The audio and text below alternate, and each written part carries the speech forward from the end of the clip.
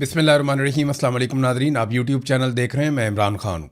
Nadreen, Pakistan की military establishment ने अपना 5वां बजट पेश किया है। वैसे तो इससे पहले भी बजट उन्हीं के होते थे, लेकिन अभी कोई दूसरी शिरकत है ही नहीं, कोई और शामिल ही नहीं है। 2022 में रिजीम चेंज किया था जनरल बाजवा ने अपने दीगर साथियों के साथ मिलकर, और उस वक्त से लेकर अब तक पाकिस्तान में जितने भी बजट पेश किए गए वो मिलिट्री एस्टेब्लिशमेंट के IMF के साथ मिलकर पेश किए गए बजट हैं। ये बेचारे सियासतदान तो सिर्फ सामने कर दिए जाते हैं, और वो भी बेचारे इसलिए सामने आ जाते हैं कि उन्हें ब्लैकमेल किया जा रहा है। नंबर 2, वो इस सिस्टम का हिस्सा बनकर इक़्तिदार में रहना चाहते हैं। लालच है, खौफ है, बस इन चीज़ों की वजह से ये सारे इक़्तिदार के अंदर हैं। इन्होंने एक नई वारदात डाली थी जनरल बाजवा के दौर में कि अवाम के लिए इन्होंने जब पहला बजट पेश किया ना 2022 में, तो उसमें इन्होंने अवाम पे बहुत सारा बोझ डाल दिया था, और उस बोझ को नाम दिया गया था मुश्किल फ़ैसलों का।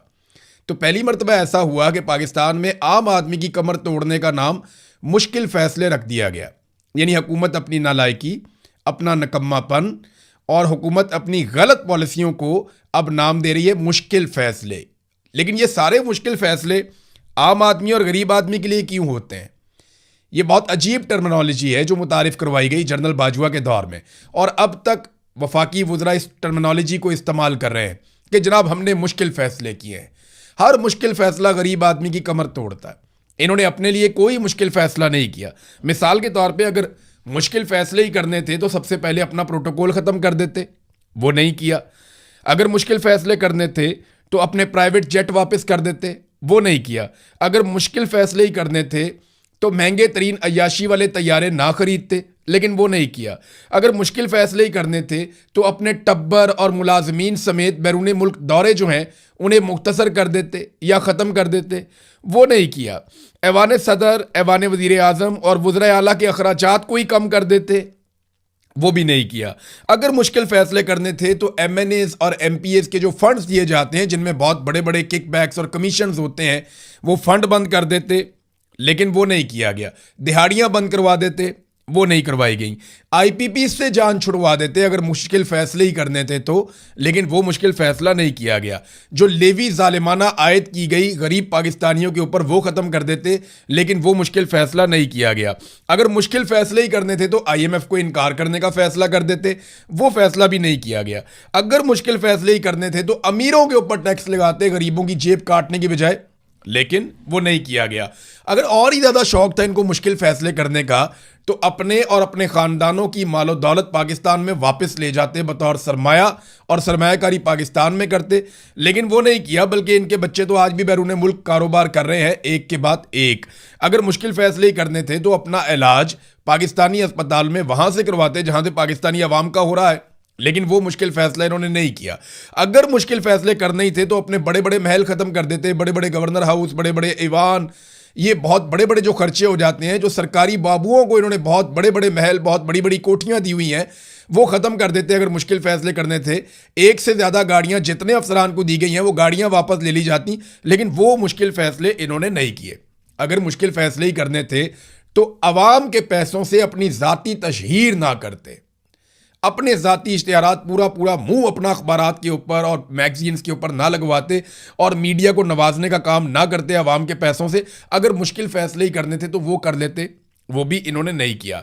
अवाम के टैक्सेस से चलने वाले बड़े बड़े क्लब्स जिनके अंदर ये लोग जाते हैं, अशराफिया जाती है, जैसा कि जिम खाना भी है, बाकी क्लब्स हैं, ये आम पाकिस्तानियों के पैसे से चलते हैं। अगर तो मुश्किल फ़ैसले करने थे तो इन क्लबों को बंद कर देते, ये भी एक मुश्किल फैसला था। लेकिन इनका हर मुश्किल फैसला, मैं ऐसे दर्जनों फैसले और गिनवा सकता हूं, लेकिन इनका हर मुश्किल फैसला गरीब आदमी के खिलाफ होता है, आम पाकिस्तानी के खिलाफ होता है।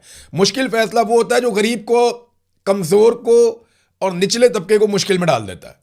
इनका मुश्किल फैसला कभी भी बड़े आदमी को, एलीट क्लास को वो परेशान नहीं करता, वो राजी रहते हैं। उनको अरबों डॉलर्स की छूट दी जाती है टैक्सेस के अंदर।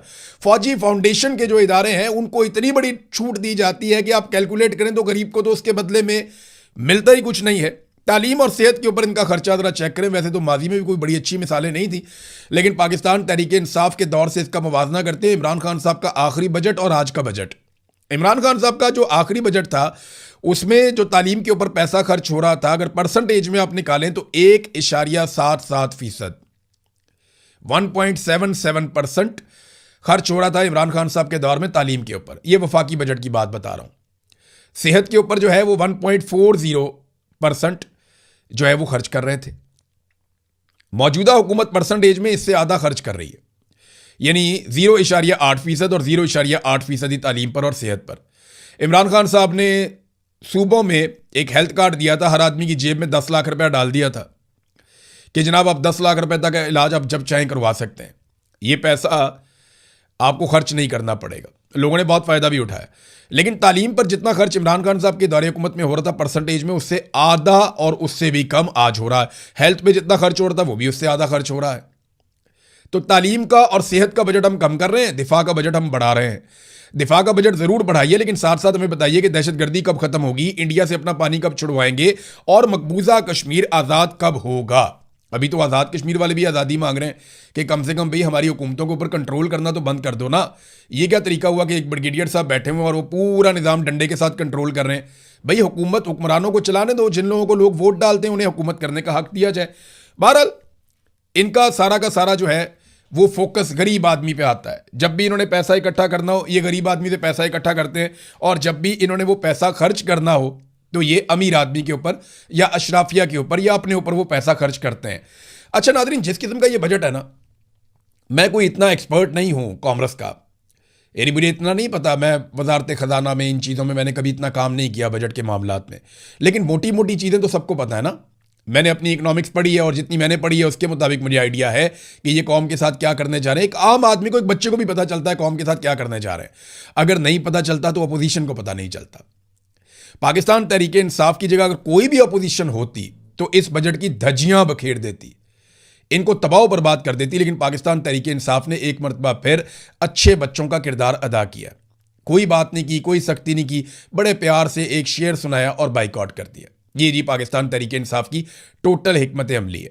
वहाँ शहबाज शरीफ साहब ने भी इनको बातें सुनाई, वहाँ पे अयाज सादिक साहब ने भी उन्हें बातें सुनाई, और वो वहाँ पे भीख मांग रहे थे खड़े होकर, जनाब आप इमरान खान साहब से मुलाकात के लिए एक आप रूलिंग दे दें, आप एक ऑर्डर जारी कर दें। ये बैरिस्टर गोहर कह रहे थे स्पीकर को, और स्पीकर ने आगे से कहा कि अगर वो मेंबर असेंबली होते ना तो मैं उनका प्रोटेक्शन ऑर्डर जारी कर देता, आप तो अपने दौर में करते नहीं थे, हम कर देते।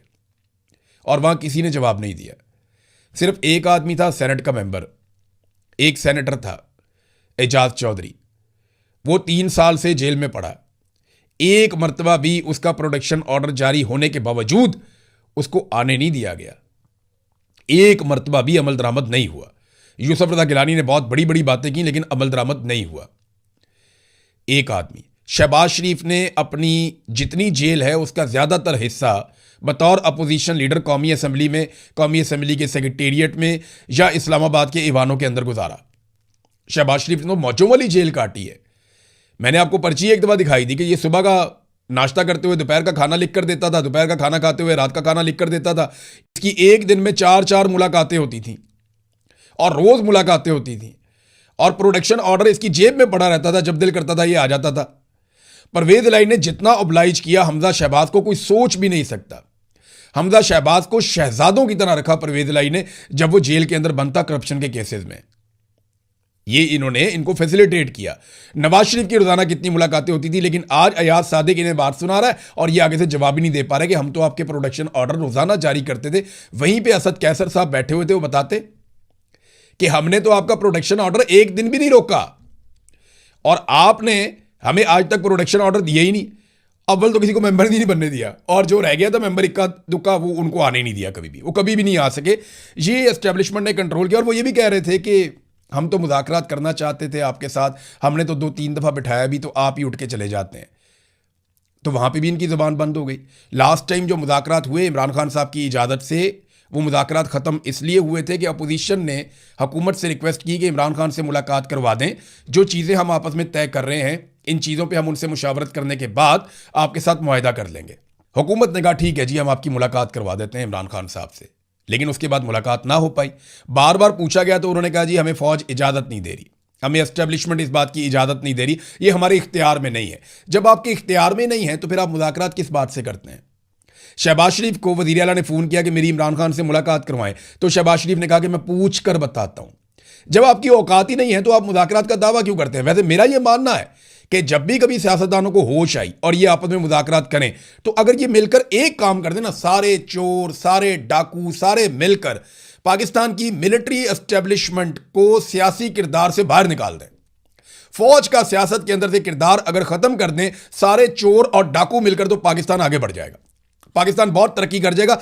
जब तक फौज सियासत में किरदार अदा करती रहेगी, पाकिस्तान एक कदम आगे नहीं बढ़ सकता। और याद रखिएगा, फौज पाकिस्तान के भले के लिए सियासत में किरदार अदा नहीं करती, वो अपनी एक्सटेंशन के लिए, अपने इस्तिस्ना के लिए, अपने मफादात के लिए, अपने कारोबारों के लिए सियासत में किरदार अदा करती है, पाकिस्तान के लिए नहीं करती। पाकिस्तान के लिए करती होती तो पाकिस्तान का ये भट्ठा बैठ जाता 4-5 साल के अंदर। ये 5वां बजट है, लगातार अवाम की मंजी ठोक रहे हैं। तो फौज का सियासत में किरदार जर्नैलों के जाती मफादात के लिए है, अपने फायदों के लिए है। फौज का सियासत में किरदार पाकिस्तान के फायदे के लिए नहीं है। यह बात भी आप जरा अपने पल्ले बांध लें। भारत पाकिस्तान तहरीक इंसाफ को अपोजिशन करनी चाहिए थी, कोई वाइट पेपर लेके आते, अवामी सतह का कोई एहतजाज करते, कोई हकायक सामने लेकर आते, एक एक पॉइंट के ऊपर हुकूमत को बेनकाब करते, लेकिन उन्होंने कुछ नहीं किया। पीटीआई के लोगों को यह लगता है कि कल कला को इमरान खान बाहर आएगा, वो एक नारा लगाएगा, हम सबको टिकट मिलेंगे, हम इलेक्शन जीत जाएंगे, हमें काम करने की क्या जरूरत है। भाई, अपोजिशन की एक रिस्पॉन्सिबिलिटी होती है। आपको जबरदस्ती अगर अपोजिशन में बैठा ही दिया है तो आप अपनी जिम्मेदारी तो अदा करें। आम आदमी के लिए आवाज तो उठाएं। किसान के लिए कोई आवाज नहीं उठा रहा, सनतकार के लिए कोई आवाज नहीं उठा रहा, छोटे ताजरों के लिए कोई आवाज नहीं उठा रहा, तनख्वाहदार तबके के लिए कोई आवाज नहीं उठा रहा, खवातीन के लिए, बच्चों की तालीम के लिए कोई आवाज नहीं उठा रहा, बढ़ती हुई महंगाई, लोगों के किचन नहीं चल रहे, कोई आवाज नहीं उठा रहा, कोई बात ही नहीं करता। क्योंकि ये सारे अशराफियां हैं, इनके पास पैसे हैं, ये आराम से अपना बिल पे कर देते हैं और इनको भारी पैसा मिलता भी है असेंबलियों में बैठने के एवज, और यहां पे बैठ के ये अपनी बातें करके चले जाते हैं। पैसा इनको कौम देती है और कौम के लिए ये कोई काम नहीं करते। अपोजिशन ने किसी सूरत भी अवाम के लिए कोई आवाज नहीं उठाई इस वक्त तक। जो काम उन्हें करना चाहिए था उन्होंने नहीं किया, बल्कि कॉपरेशन की है। पाकिस्तान तहरीक इंसाफ की वाहिद एक सूबाई हुकूमत है, उन्होंने इतनी कॉपरेशन की है कि कोई दोस्त भी इतनी कॉपरेशन ना करता जितनी इन्होंने कर दी है। और बदले में क्या लिया, ये मैं आपको बताता हूँ आगे चलकर। शहबाज शरीफ साहब ने एक नई ऑफर भी कर दी है, लेकिन मैं आपको याद दिलाऊं, मैंने आपसे नाज़रीन जिक्र किया था एक टैप सेंड एप्लीकेशन का। इससे आप पैसे पाकिस्तान में भिजवा सकते हैं। ये ख़ास तौर पे ओवरसीज़ पाकिस्तानियों के लिए था और मैंने आपको बताया था कि इसमें 2-3 चीज़ें बड़ी अहम हैं। नंबर 1 तो ये बड़ा फास्ट ट्रैक है, आपके पैसे जल्दी से पाकिस्तान पहुँच जाते हैं। नंबर 2 ये है कि इसका एक्सचेंज रेट भी अच्छा है। और नंबर 3 ये है कि ये महफूज ज़रिया है, आपके पैसे महफूज तरीके से पाकिस्तान पहुँच जाएंगे। तो आप अमेरिका में हैं, यूरोप में हैं, बरतानिया में हैं, दीगर ममालिक में हैं, कनाडा में हैं, तो आप पाकिस्तान में पैसे भेजना चाहते हैं तो आप टैप सेंड एप्लीकेशन को इस्तेमाल कर सकते हैं। जैसा कि मैंने पहले भी आपसे कहा था, काफ़ी लोगों ने इसको इस्तेमाल किया है, अच्छा फीडबैक भी आया है। लेकिन अगर आप मेरा प्रोमो कोड इस्तेमाल करेंगे पैसे भेजते वक्त, जो कि IRK है, इमरान रियाज खान से IRK, आप मेरा प्रोमो कोड इस्तेमाल करेंगे तो आपको बोनस भी मिल जाएगा। तो ये एक अच्छी बात है। तो टैप सेंड एप्लीकेशन मैं एक मरतबा फिर आपको याद दिला रहा हूँ। जी नाज़रीन, तो शहबाज शरीफ साहब ने, मैं आपसे बात कर रहा था सियासत के ऊपर, तो शहबाज शरीफ साहब ने मुज़ाकरात की दावत दे दी एक दफ़ा फिर फ्लोर ऑफ द हाउस खड़े होकर। अब क्या वाकई ये संजीदा है? तो मुझे नहीं लगता, क्योंकि अगर ये मुज़ाकरात होने और किसी नतीजे पर पहुंचने, देखिए एंगेजमेंट तो वो चाहते हैं हर वक्त अपोजिशन को एंगेज करके रखें, उनके साथ बातें होती रहें, चीज़ों को नॉर्मलाइज किया जाए और ये हुकूमत जो है इसके जवाब में इजाफा हो, ये लेजिटिमेट गवर्नमेंट बन जाए कि जनाब ये गवर्नमेंट है, वाकई गवर्नमेंट है। शहबाज शरीफ साहब का कॉन्फिडेंस वैसे काफ़ी बढ़ गया है, पहले इतना कॉन्फिडेंस नहीं था। उनकी सेहत भी ठीक है, पहले वो हमेशा बीमार रहते थे, लेकिन अब मैं ये देख रहा हूँ बड़े लंबे अरसे से उनको बीमारी की कोई शिकायत नहीं हुई। इक़्तिदार चीज़ ही ऐसी है। बहरहाल शहबाज शरीफ साहब जो है वो क्या संजीदा है, ये आने वाले दिनों में आपको समझ आ जाएगी। महमूद अचकज़ई साहब ने पार्लियामेंट की बालादस्ती के लिए बात की है, बहुत मुनासिब बात की है, क्योंकि पार्लियामेंट ही बालादस्त होनी चाहिए। अब चाहे चोर हैं, डाकू हैं, जिनको अवाम ने मुंतखब कर लिया, उन्हीं को फैसले करने चाहिए, ना कि कोई इदारा बैठे और बंद कमरे के अंदर कौम की मुस्तकबिल का फैसला कर ले। वो गलत है। मैंने पहले भी आपको कहा कि सारे चोर डाकू मिलकर अगर फ़ौज को सियासत से बाहर निकाल दें तो ये पाकिस्तान की सबसे बड़ी कामयाबी होगी आज की तारीख में। तो क्या ये कोई मुज़ाकरात करने जा रहे हैं, वाकई संजीदा है? तो देखिए 2-3 चीज़ें तो हैं। एक तो हुकूमत की नालायकी और नकम्मापन जो है वो यहाँ तक पहुँच गया कि पाकिस्तान का तरक्याती बजट ही लगभग ख़त्म हो गया। पाकिस्तान में तमाम पुराने मेगा प्रोजेक्ट सारे के सारे बंद और कोई नया मेगा प्रोजेक्ट, तरक्याती मनसूबा कोई बड़ा दोबारा शुरू नहीं होगा। ये तो फैसला कर लिया गया है, IMF के साथ मुआहिदा भी कर दिया गया। तो तरक्की तो हो गई पाकिस्तान में बंद। अब जब तरक्की नहीं होगी तो आप पैसा कैसे इकट्ठा करेंगे? आम आदमी पाकिस्तान में पैसा लगाना नहीं चाहता, लोग लगातार पाकिस्तान से भाग रहे हैं अपना सरमाया लेकर। तो ऐसे में हुकूमत को चाहिए सियासी इस्तेहकाम, तो वो मुज़ाकरात करना चाहेंगे, एंगेजमेंट करना चाहेंगे। झूठ इन्होंने इतना बोला, वो प्रेस कॉन्फ्रेंस जो होती है बजट के बाद, उसमें वज़ीर इत्तलाआत आकर बैठ गए, हालांकि उनका काम ही कोई नहीं था। और वज़ीर इत्तलाआत ने अपने सहाफ़ियों के ज़रिए से सवालात लेना शुरू कर दिए। जो सवालात वज़ीर इत्तलाआत ने लिए, उनके ऊपर जो पुराने रिपोर्टर्स हैं, जो कॉमर्स रिपोर्टिंग करते हैं, जो पुराने रिपोर्टर हैं, जो वजारत ख़जाना को कवर करते हैं, जो इसकी इंटीग्रिटीज़ को जानते हैं, उन तमाम रिपोर्टरों ने बाद में एतराज़ किया और वो हंसते हुए वहाँ से गए वो रिपोर्टर्स, और वो हुकूमत को कह कर गए कि साहब क्या आपने सवाल पूछवाए हैं, यानी आपको ये नहीं करना चाहिए था, ये नामुनासिब हरकत है। पहली मरतबा पाकिस्तान की तारीख में ऐसा हुआ कि वजारत ख़जाना ने अपने साथ इंफॉर्मेशन मिनिस्टर को सिर्फ इसलिए बिठाया कि अपनी मर्ज़ी के सवाल पूछवाए जा सकें, और सहाफ़ी जाते जाते जूता मार कर गए और वो ये कह कर गए कि जनाब आपने क्या सवाल पूछवाए हैं जनाब, यानी ये आपने खुद पूछवा लिए सवाल, आपने खुद ही अपने सवालात पे जवाब दे दिए, और जो जेन्युइन सहाफ़ी थे, जो ये काम करते थे, उन्हें सवाल करने का मौका नहीं दिया गया, जो टेक्निकलिटीज़ को समझते थे उन्हें बात करने का मौका नहीं दिया गया। तो ये इस किस्म का बजट है। ये हालात इनके हो गए हैं कि इनको वुज़रा से ट्वीट्स करवाने पड़ रहे हैं। एस्टेब्लिशमेंट सर पकड़ के बैठी हुई है कि इस लाश को हमने कब तक उठाना है। वैसे जो सबसे बड़ी बदबूदार लाश है पाकिस्तान में, वो पाकिस्तान की एस्टेब्लिशमेंट है, जिससे पूरे पाकिस्तान को जान छुड़ानी चाहिए। 70 साल से ये पाकिस्तान पे काबिज है। किसी हुकूमत को, किसी सियासतदान को इन्होंने टिकने नहीं दिया। अपने मफाद के लिए ये हर एक को धक्का देते हैं और पाकिस्तान को पीछे धकेल देते हैं। जब तक इनको आप बैरकों में वापस नहीं भेजेंगे, जब तक कि ये आपके हुक्म के गुलाम नहीं बनेंगे, तब तक पाकिस्तान आगे नहीं बढ़ेगा। ये आज आप मेरी बात लिख कर रख लें। 10 साल बाद करें, जब भी ये करेंगे मुल्क आगे बढ़ जाएगा। कश्मीर चलते हैं नाज़रीन, वहाँ की सूरत हाल देखते हैं। रावला कोट और कोटली में जो कुछ हुआ, अब उसके मनाजिर आहिस्ता आहिस्ता सामने आना शुरू हो गए। इंतहाई तकलीफ दे मनाजिर हैं, क्योंकि देखिए वहाँ इंटरनेट बंद है, वहाँ से वीडियोस आ नहीं सकती, तस्वीर आ नहीं सकती। लोग बड़े शौक में थे, लेकिन अब आहिस्ता आहिस्ता तस्वीर और मनाजिर और वीडियोज़ आ रही हैं। अस्पताल के अंदर नकाबपोश लोग ज़ख्मियों को मार रहे हैं, जिन्हें गोलियाँ लगी हैं उन पर टॉर्चर किया जा रहा है। कितनी बदकिस्मती है पाकिस्तान की। उमर नज़ीर कश्मीरी एक बेकरी वाला है, उसकी बेकरी को तबाह कर दिया सिक्योरिटी फोर्सेस ने। शौकत नवाज मीर एक किताबों की दुकान चलाता है, उसकी किताबों की दुकान तबाह कर दी सिक्योरिटी फोर्सेस ने। ये लोग अशराफिया नहीं हैं। एक बेकरी वाला है, कोई दुकान वाला है, कोई किताबों वाला है, कोई छोटा ताजिर है, कोई कहीं से है, कोई कहीं से है। आम लोग हैं, आम पाकिस्तानी हैं, आम कश्मीरी हैं। ये लोग वो तो नहीं हैं कि एलीट क्लास से उठकर आए हैं, किसी बड़े आदमी का बच्चा या बच्ची है और सीधा आकर बैठ जाए कुर्सी पे। तो इसीलिए निज़ाम इनको एक्सेप्ट नहीं कर रहा। इनके कारोबारों को तोड़ा जा रहा है, जो इंतहाई नामुनासिब बात है। वहाँ पंजूसा से मैं एक मंजर देख रहा था, ख़वातीन बहुत बड़ी तादाद में निकल कर जो रावला कोट वाला द्रेक वाला धरना है वो उस तरफ जा रही थी, और ख़वातीन की बड़ी तादाद में अब शमूलियत होना शुरू हो गई है। ये पहली मरतबा आज़ाद कश्मीर की हिस्ट्री में हो रहा है। मुजफ्फराबाद से एक बड़ी खबर ये आई है कि जो कोर मेंबरान हैं एक्शन कमेटी के मुजफ्फराबाद के, उन्होंने एक हुक्म जारी किया है और एक कॉल दी है अहले मुजफ्फराबाद को, मुजफ्फराबाद के रहने वाले शहरियों को, कि अब आप लोग तैयारी करें, आपकी बारी आने वाली है। यानी रावला कोर्ट को तो अमली तौर पे बंद किया हुआ है, हर तरफ लॉकडाउन है। कश्मीर में ऑलमोस्ट 9 तारीख से पहले, 9 तारीख को तो कॉल दी थी जॉइंट अवामी एक्शन कमेटी ने, तो हुकूमत ने जो कुछ किया वो 2-3 दिन पहले से ही आज़ाद कश्मीर जो है वो हड़ताल में चला गया था, लॉकडाउन में चला गया था। और अब अमली तौर पे ये सूरत हाल है कि बहुत बड़ा हिस्सा आज़ाद कश्मीर का लॉकडाउन में है। अब वो ये कह रहे हैं कि मुजफ्फराबाद की कॉल देने वाले हैं। मुजफ्फराबाद की जब कॉल दी जाएगी तो सिक्योरिटी फोर्सेस को वहाँ 2 जगह कंट्रोल करनी पड़ेंगी, रावला कोट भी और मुजफ्फराबाद भी। जो मनाजर रावला कोट और कोटली से आ रहे हैं, अगर ये फैलते हैं सोशल मीडिया पे तो नफ़रत में इजाफा ही होगा। तो एस्टेब्लिशमेंट को ये बात सियासतदानों को बैठकर समझानी चाहिए। जितने सियासतदान हैं उन्हें पकड़ के एस्टेब्लिशमेंट को बिठाकर ये बात समझानी चाहिए कि आप नफ़रत फैला रहे हैं, आप गोली चला रहे हैं, आप आग लगा रहे हैं, ये बाद में हमें बुझाना पड़ेगा। पहले भी आपने मुल्क तोड़ दिया था, खुदा का वास्ता बाद आ जाइए। बलूचिस्तान में आपने नफ़रत फैलाई है, कबायली इलाकों में आपने नफ़रत फैलाई है, पश्तूनों में, बलोचों में, मुहाजिरों में, बंगालियों में और अब कश्मीरियों में। आपने हर तरफ पाकिस्तान में नफ़रत की आग लगाई है। इस आग को मज़ीद मत लगाइए। आग बुझाना ज़्यादा मुश्किल होता है, लगाना बहुत आसान होता है। अब तक के लिए इतनी, अपना ख्याल रखिएगा, अपने इस चैनल का भी। अल्लाह हाफिज़।